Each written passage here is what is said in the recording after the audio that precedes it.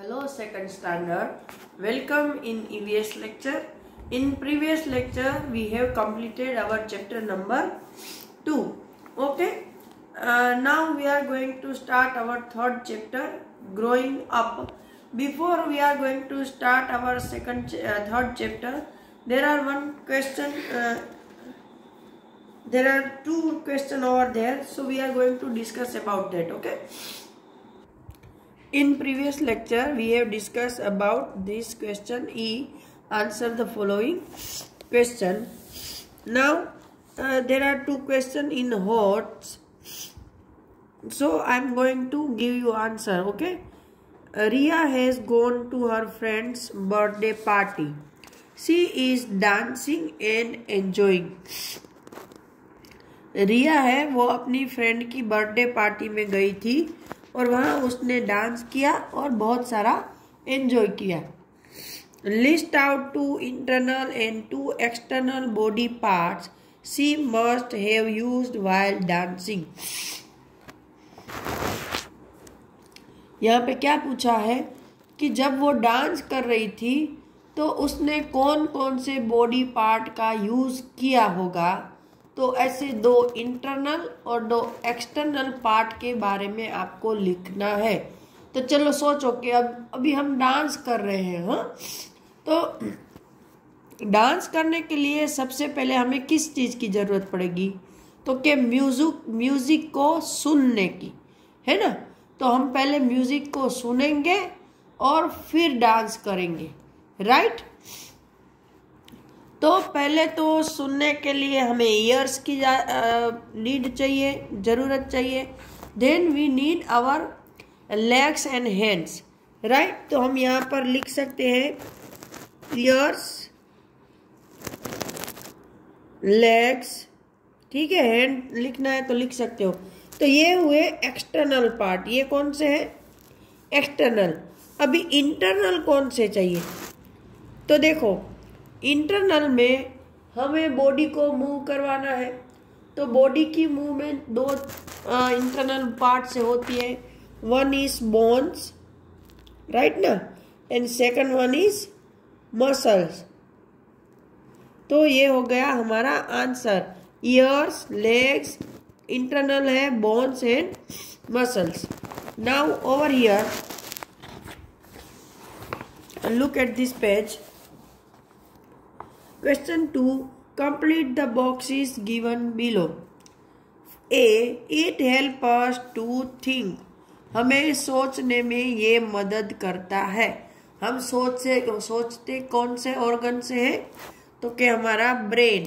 तो यहाँ पे R और I तो ऑलरेडी दिया हुआ है. तो BRAIN,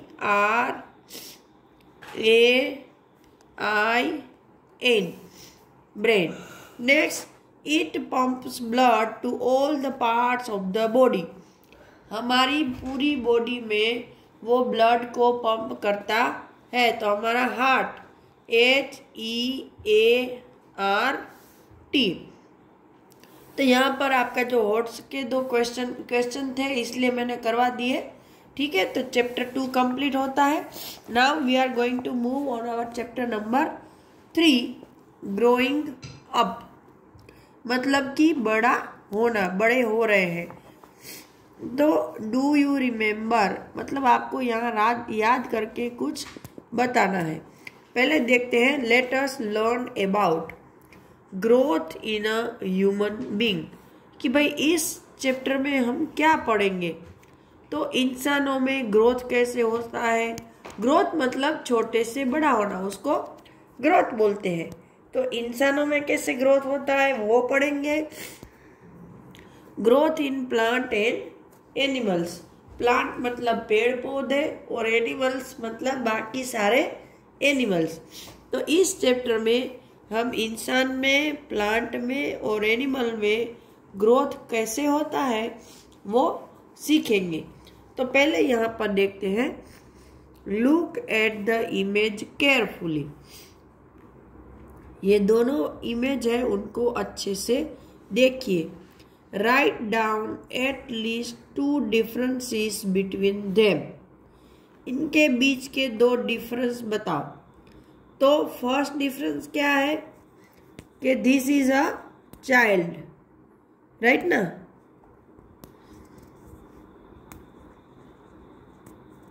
और ये कौन है, तो कि this is an old man, ठीक है। ये पहला डिफरेंस हो गया। फिर दूसरा, देखो आपको जैसे आते हैं ना वैसे आपको लिखने हैं। मैं तो बहुत सारे लिख सकती हूँ, he has moustache, he has beard, लेकिन आपको ऐसे वर्ड अभी नहीं आ रहे हैं, तो हमको जो सिंपल सिंपल वर्ड आते हैं वो लिखेंगे। तो ये चाइल्ड है, ये ओल्ड मैन है।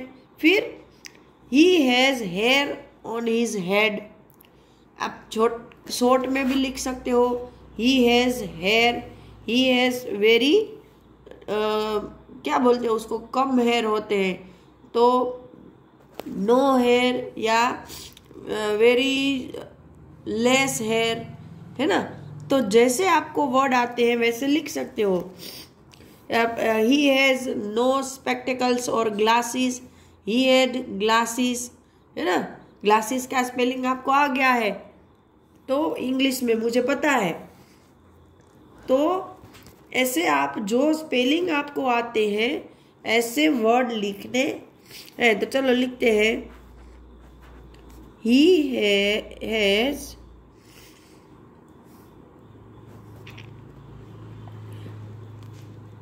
Hair on head, right. He has less hair, hair तो है देखो यहाँ पर साइड में लेकिन कम है। लेस हेयर ऑन हेड, तो ये आपको क्यों दिया गया है, तो कि आप छोटे छोटे सेंटेंस बनाना अपने आप सीखो। ये मैं यहाँ पे बना के दे रही हूँ, लेकिन you should have to try your own. आपको अपने आप ये प्रैक्टिस करनी चाहिए, because while you are not going to try yourself, you will be not able to write anything। समझ रहे हो आप मेरी बात, कि जब तक आप अपने आप कुछ भी नहीं करोगे तो कुछ आने वाला नहीं है बेटा। चलो नाउ यहाँ से मैं रीडिंग कर रही हूँ, आप भी बुक लेके मेरे साथ रीडिंग करोगे और समझोगे कि कौन से स्पेलिंग का मैं क्या प्रोनाउंस कर रही हूँ। अब से यही आपका रूटीन होना चाहिए। पहले मैं शायद बताना भूल गई, लेकिन आज वापस याद आ गया तो बता रही हूँ कि मैं धीरे धीरे ही रीडिंग करती हूँ छोटे स्टैंडर्ड में, तो आप भी मेरे साथ रीडिंग करोगे। चलो, ऑल